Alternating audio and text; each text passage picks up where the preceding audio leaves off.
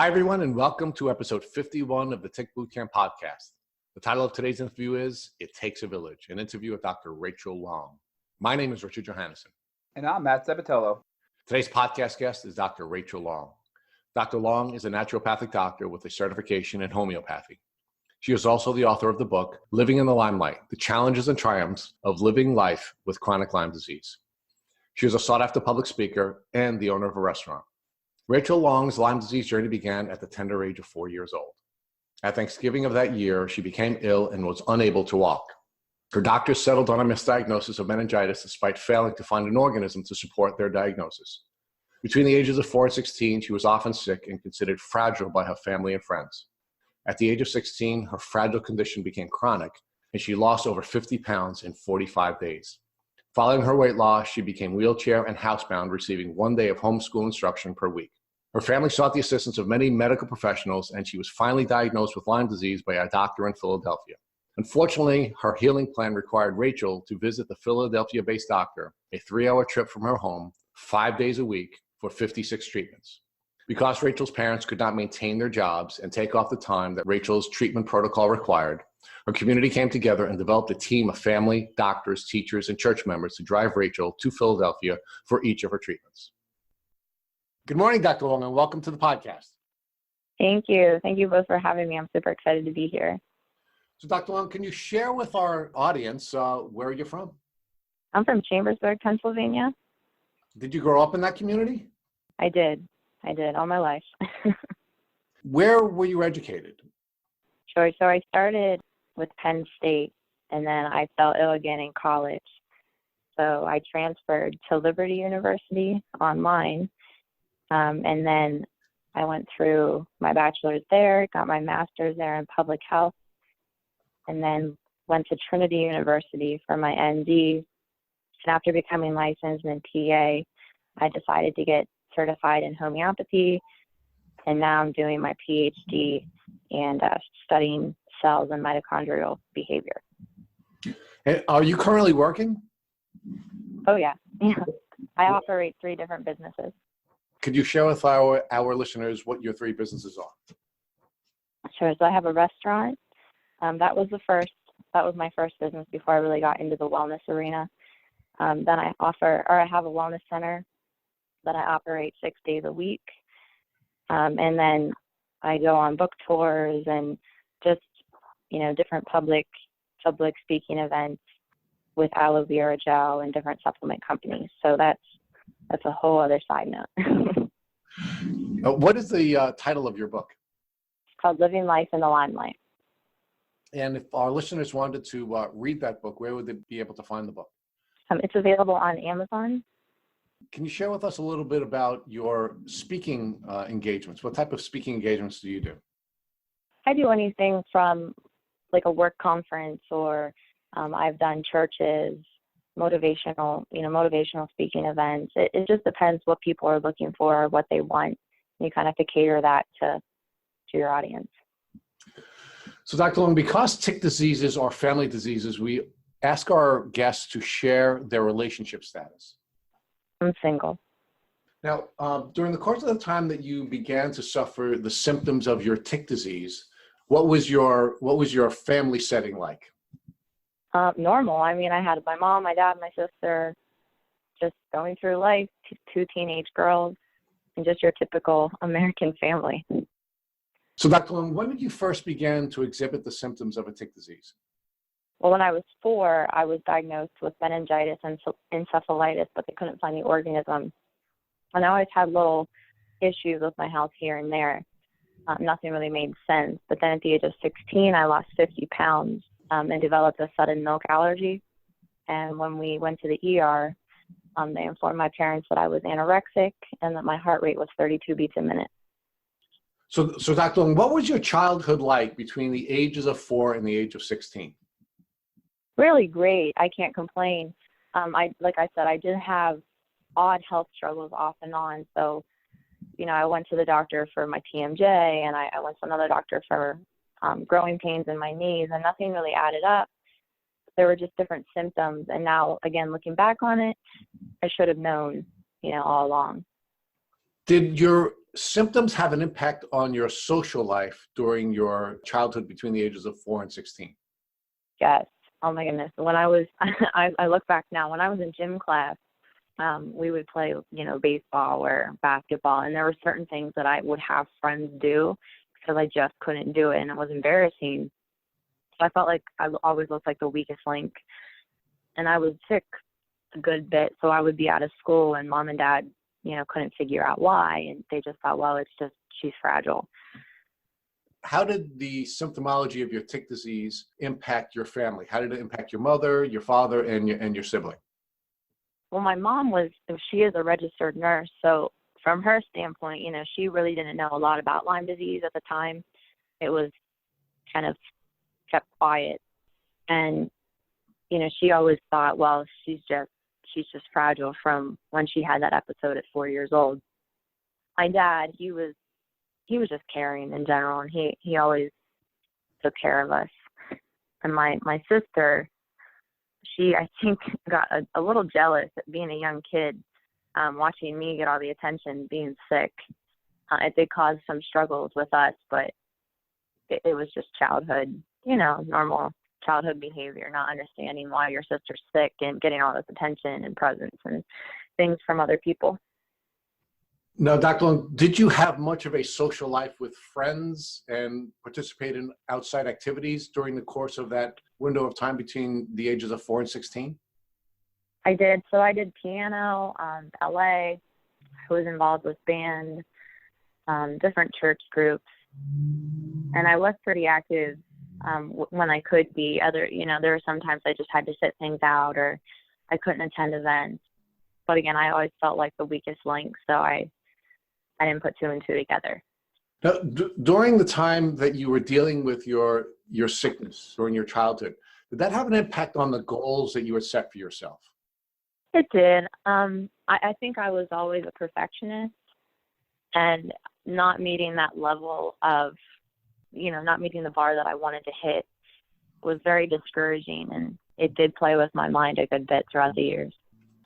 Did the challenges that your tick disease presented to you cause you to believe that you weren't able to keep promises that you wanted to make to either friends or family? Oh, I had to break commitments and promises all the time, and I hated that. You want to go out on a Friday night with your friends, and you can't because you're just not feeling up to it, or they don't understand that you're just tired and you don't know why. In many cases, children are mean to one another. It's a sort of part of childhood. Do you think your tick disease caused you to be the victim of maybe mean behavior from other children that you were interfaced with during your childhood? You could say that, but I think kids are kids. When I was in a wheelchair, I did have an incident where, people talked about me, but it wasn't kids, it was adults. So. What period of time were you in a wheelchair? Did this take place during your childhood? It was during my teenage years, when I was 17, 18. So let's move forward. I've been asking you questions about the time in your life between 4 and 16 when you had various forms of undiagnosed illness. What was your life like as a teenager after you had gotten sick? I just want to explore the social elements of your life. What had happened when you turned 16 and you got the diagnosis, and how did your symptoms develop? Well, I developed a milk allergy, lost 50 pounds, and then my heart rate was dropping. So we couldn't find any hospitals or nearby treatment centers that would take me on. And I remember my mom and dad, I told my dad the night prior, I said, Dad, I'm going to die. I can feel my heart it's going out. And that morning, then my mom and dad both took off and started to search for people who could help us. And we found Dr. Bracha in Philadelphia, and they had said, bring her tomorrow at 8:00. So we had to make a commitment with them. 5 times a week, I would travel to Philadelphia, which is 3 hours away from me, and I would receive IV therapy. Dr. Long, you mentioned that your mom was a registered nurse and that some of your doctors were saying that it was just anorexia and it wasn't anything else. Did your mom believe that, or did you know that there was something deeper and continue on fighting for a real identification of the root cause? Being a mother and a registered nurse, I think she worried when they did tell her that and presented us with the papers at the ER. But she knew there was a deeper cause because I was eating, the weight loss came on so suddenly. I mean, it was about a month and a half, I lost 50 pounds, which is abnormal. And for them just to be so ignorant and brush it off, you know, she saw that, but being in her field, she said, well, I have to at least consider this because the doctor said so. So she did watch me for a while, as any mom, you know, should, but I think she always knew that it was something more. How did it make you feel as a teen to be diagnosed with a psychological disorder that you knew was not a true diagnosis? I felt crazy. I don't know how else to describe it. I sat there, you know, I wanted answers and I wanted help, and I was afraid because I was losing weight and I was eating and my heart was so slow and I didn't feel well. But for someone to label me so fast, and I honestly never even met the doctor that night. The nurses just were, you know, caressing me and saying how beautiful I was. And then the doctor dropped off paperwork saying I was anorexic. So there was no evaluation or consideration of the entire case. What impact did the change in your appearance have on your social life? It did. When I was going to school in the beginning, this was the beginning of the school year, it happened. My friends questioned, but they knew that I was suffering, you know, from something, and I just wasn't feeling well because I had always said, I just feel so tired and sick. But I had that core group that really did support me. We were at the age yet where we couldn't drive and we didn't have cars. We were just getting our permits and whatnot. So it was still, I felt isolated when I did have to make the decision to stay home and travel to Philadelphia for treatments. So Dr. Long, how many doctors did you see before Dr. Bracchia, who finally diagnosed you with Lyme disease? Oh my, I don't even know. It was so many. We worked closely with my pediatrician, and I saw, you know, numerous specialists throughout the years from 4 years old up. But my pediatrician said, you know, there's something new in this area, and it's not new, but it's new in this area, and another family has it, and maybe you should consider it. We can test her.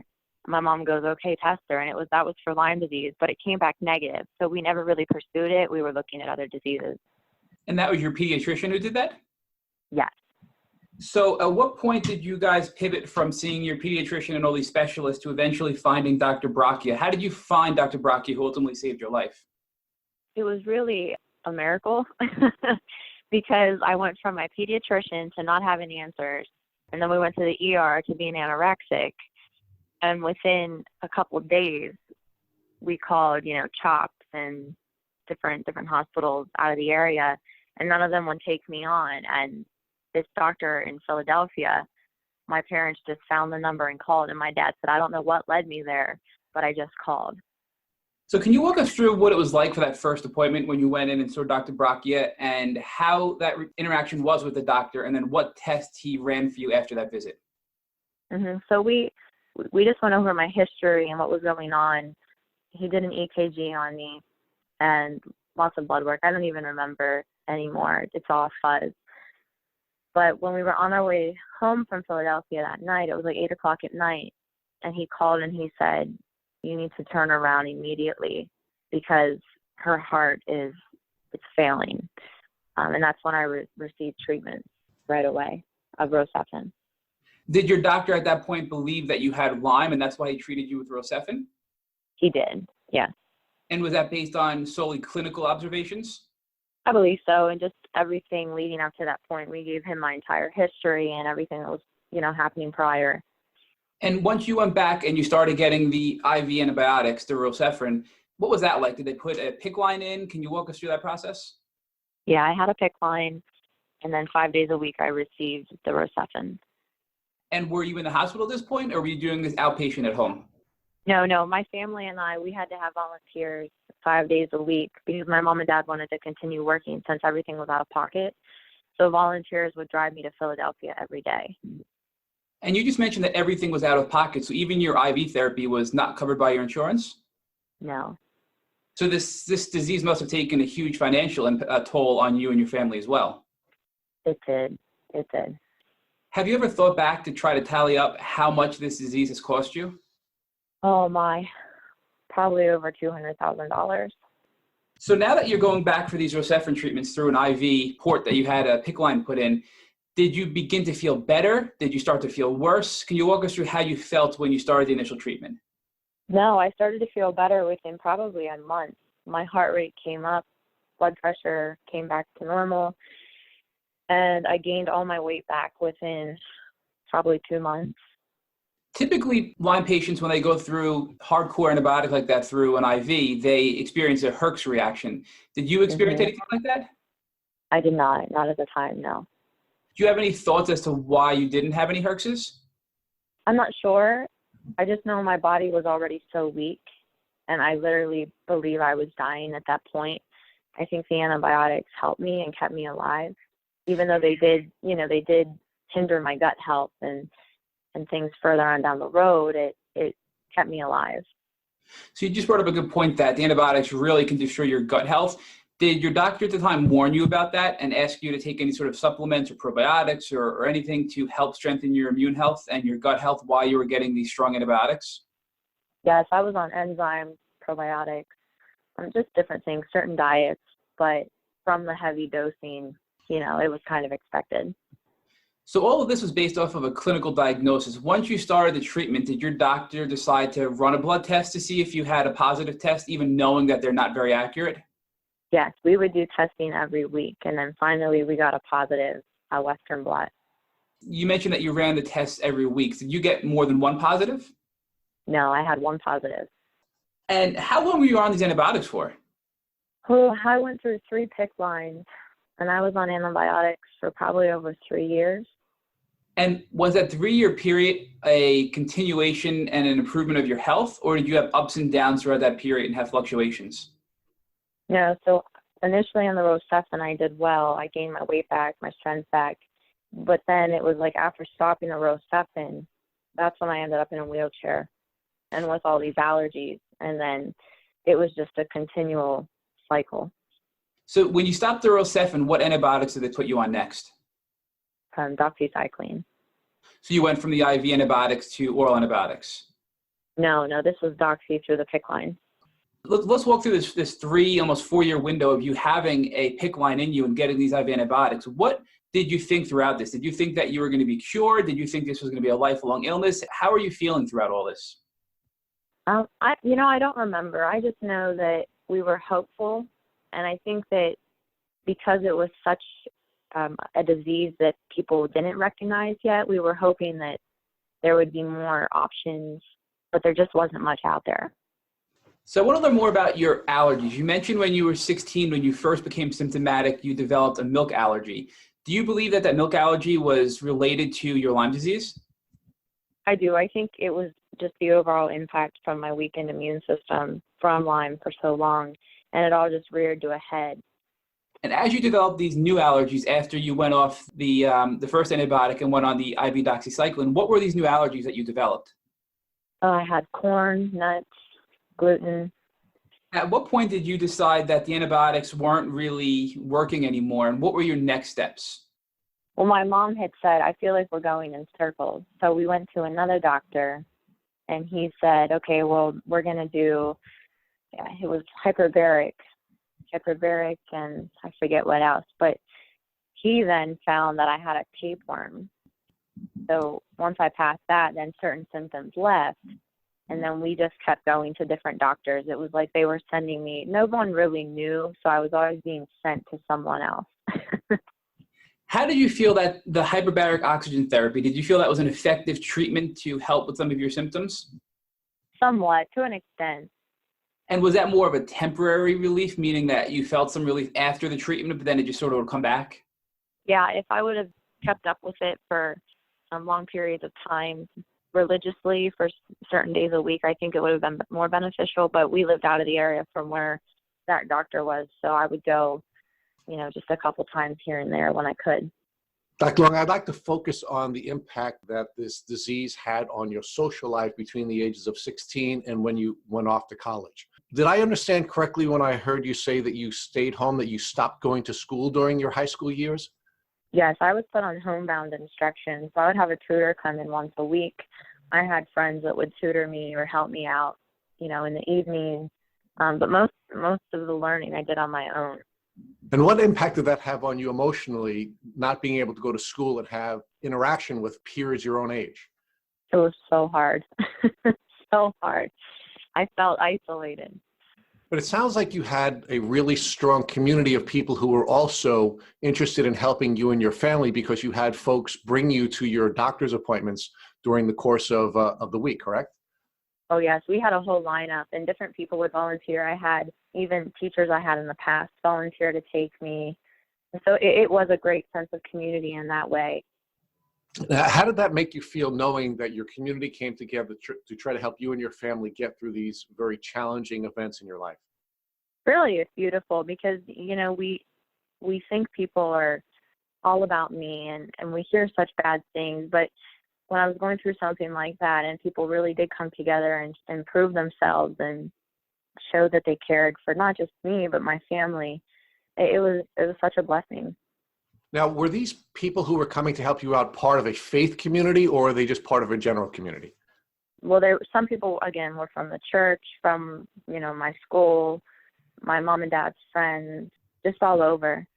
And did your relationship with God and your church help you through these challenging times that you faced during your childhood? Yes. I think that was part of some of the miracles that did occur, because some of the things it was amazing how we stumbled upon it or came across it. So I truly believe that God had some intervention.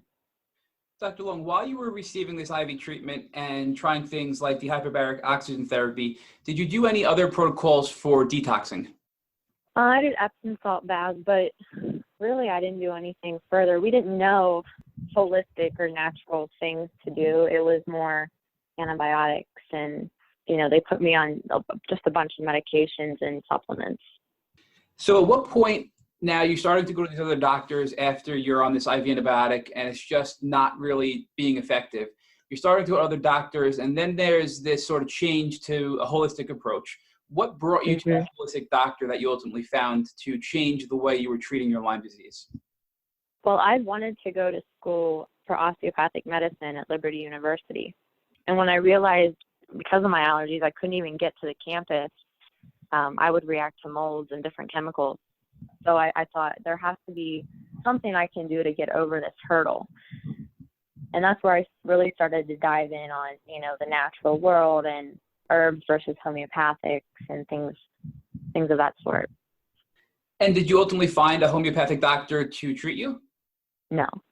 Was this more of a self-treatment based on your learning and your research of your own that you decided to take this herbal and holistic approach? Well, I studied under different doctors' protocols, and I read tons of books, and Trinity did offer, a small little portion of homeopathy.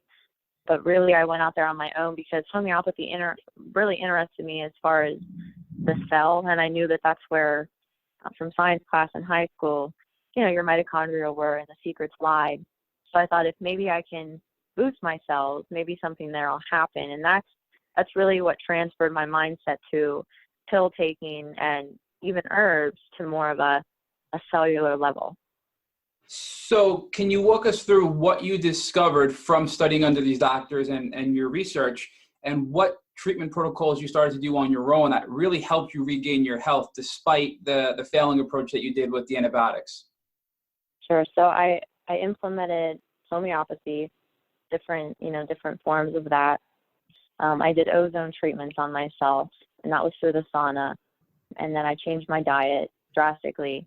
And I had to just be content and learn that mindset was part of it too. I know that sounds maybe a bit like a quack, but I had to say, okay, you know what, right now I'm going through this, I'm going to get better, and these are the things I need to do as a process to get me to this point.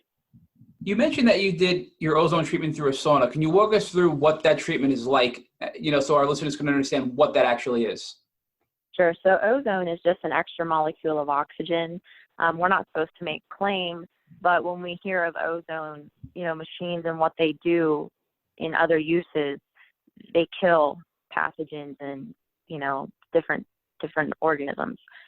So seeing this sauna, I didn't believe in it at first. I thought, well, it'll just be good to detox. But I noticed when I was running, biofeedback reports on myself that with the number of ozone treatments I was doing, pathogens were dying off faster.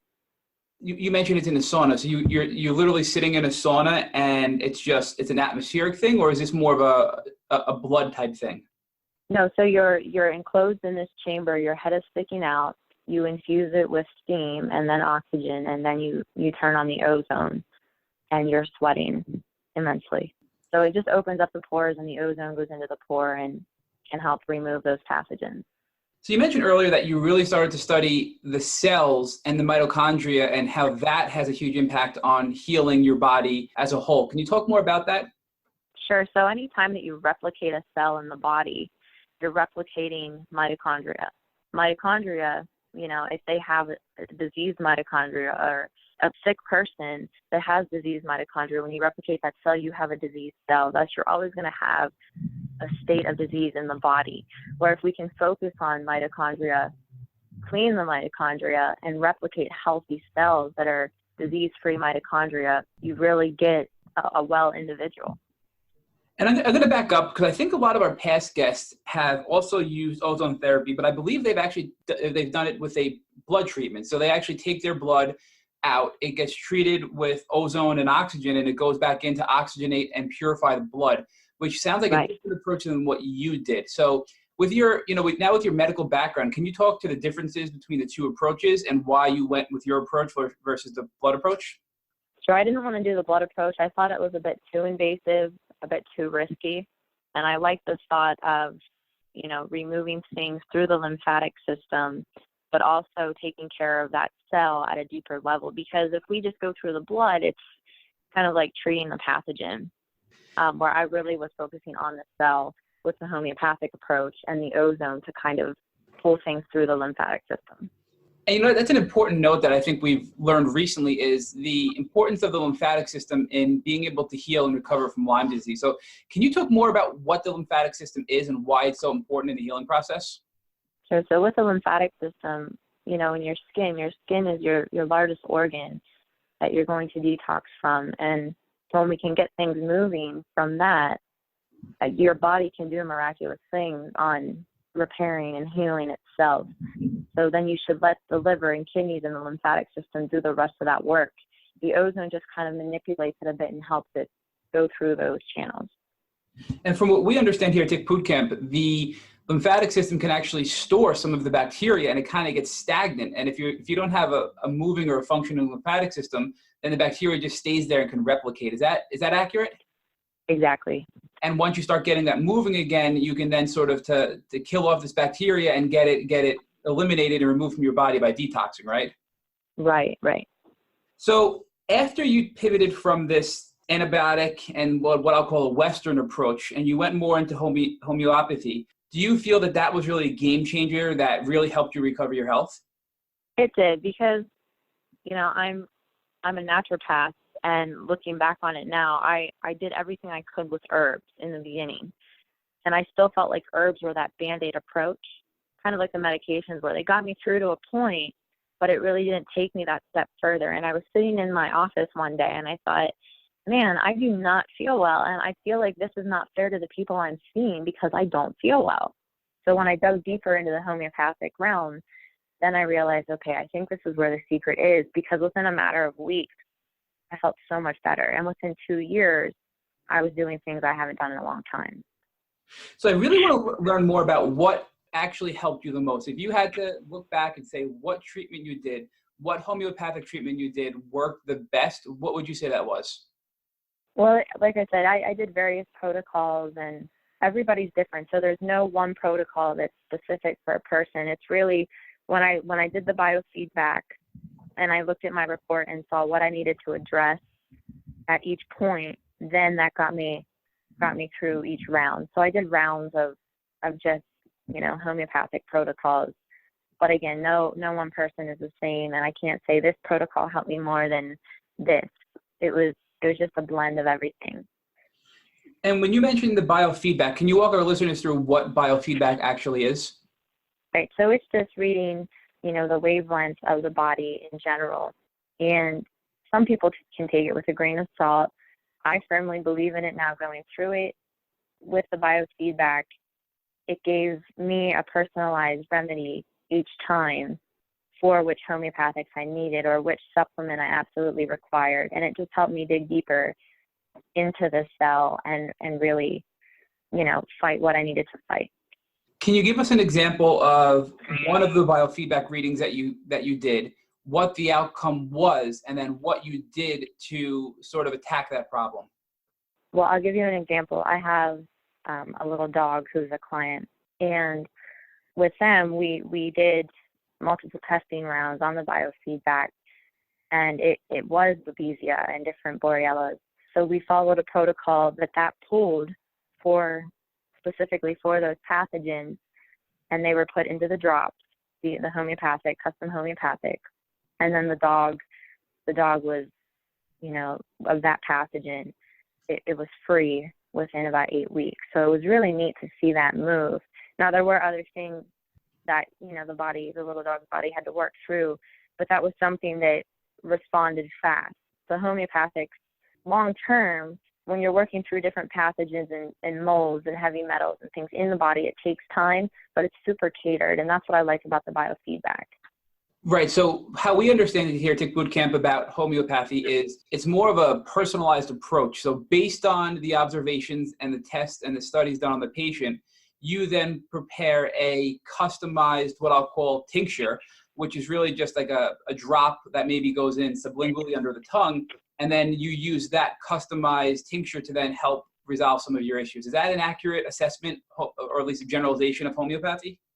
Yes, and that's one part of it. And then, like I said, you do have your different protocols, different medicines, homeopathic medicines that can go alongside that. So if you have that custom blend, then you know that the person needs the X, Y, and Z of other homeopathic medications. You can have them taking them, or they might require a supplement that goes along with that. But I don't like to give too many things. I think most everything can be done with that custom drop. So obviously today you're running a successful medical business. You're a naturopathic doctor. You have written a book. You do public speaking. You're going back to get a second doctorate. I mean, I think the answer is probably implied, but how are you feeling today? Wonderful. I haven't felt this good in a long time. And I will admit, I get to the point where I do run myself down. And I think it's a matter of pacing myself. And I blame it on, I'm reliving everything I missed all those years. But I don't want to put myself back at square one. But I do feel well, and I rarely have a sick day. If our listeners were to find your Instagram page, they would see a very fit person. My thoughts when I went onto your Instagram page is that you're a very beautiful and fit person. And I'd like you to give our listeners sort of the contrast between what you looked like and what you felt like during that window of time when you were really sick, and how that began to change so that you could become the person that you appear to be on your Instagram page today. Well, in the beginning, I was very frail. I weighed 88 pounds. And then, once I gained my weight back and went through more IV treatments and got in the wheelchair, I gained a lot of weight back. I was probably, you could have labeled me as depressed at that point. And I was very unhappy with myself. Finally, when I had the point of I can't do this anymore, I need to figure something out, that's when I started to, change my diet and change the way I looked at life. And just in general, I changed everything. So I made it a goal to work out 3 times a week, made it a goal to eat clean, to really take care of myself, drink my water, do things that you have to do in order to stay well and be well. When did you make the decision to begin your fitness regimen and your nutritional regimen? I always was involved in fitness. I loved working out since I was 15. When I was sick, very sick, I stopped doing that. And then once I was 20 years old, I started to get back into it again. Can you talk to us a little bit about how this experience has transformed you first physically? What kinds of changes did you make in your life, and what kinds of professional choices did you make as a consequence of this journey that you were on? As far as personal changes, like I said, the diet, I changed my diet. I changed my lifestyle. There's things that I won't do, and people might look at me like I'm crazy, but I just choose not to, because I know that if I keep doing negative things, it's going to going to hit me the wrong way. Professionally, I thought with being in this industry, I thought, people are going to think I'm crazy. They already do. I have Lyme. People are going to think I'm a quack. Like, I was so worried about what people thought, and I fought with it for so long and didn't want to go on this route. But when it's supposed to be, it's supposed to be, and my practice blew up within a year, and people are being transformed, so it's super exciting. Dr. Long, let's talk about those internal changes that have occurred as a consequence of your tick disease journey. One of the things you were clearly concerned about is what other people thought of you, and you've shared with us that that has changed. What caused that change in your perspective or your worldview? You reach a point where you go, you can't worry about what others think anymore. You have to take care of you. Those that love you and that are around you are going to stay by, and they're going to support you, and they're going to understand. Not always, but most of the time. So to really, really just focus on what I needed to do to get better so I could help others, that was when I made the change. What impact did this tick disease journey have on you spiritually? I questioned God a lot. And I remember when I was younger, I told my mom, I said, why does God let me go through this? And she said, well, why not you? And I never understood that. And now looking back on it, I see this as a blessing, because not having gone through this onset of illness with Lyme, I don't think I would have ever gotten to this point today and be able to help people the way I am. The last transformation that we see with all of our guests is there is a sort of presentation of sort of superhero-like powers that people gain after they have a tick disease battle. And one of the things that we see is that our guests learn a great deal about ticks, and they learn about how to protect themselves and their family members from ticks and tick diseases. So I'm going to ask you the question.